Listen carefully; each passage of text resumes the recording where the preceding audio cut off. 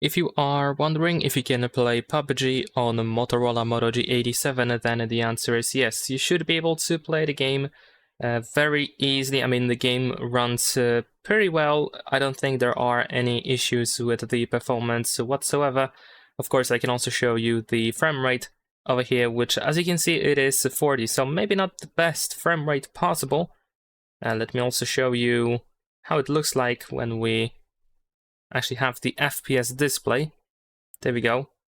So as you can see, here we have 40 FPS in this area, which is actually not so, I guess, demanding for the game, for the phone.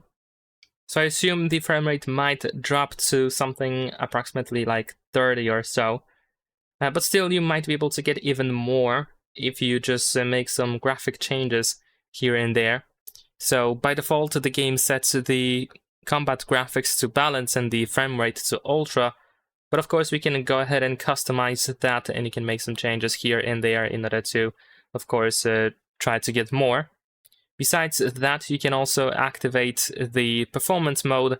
So if we enable turbo over here, you might be able to get even more FPS after a short while. And that is pretty much it. Leave a like and subscribe.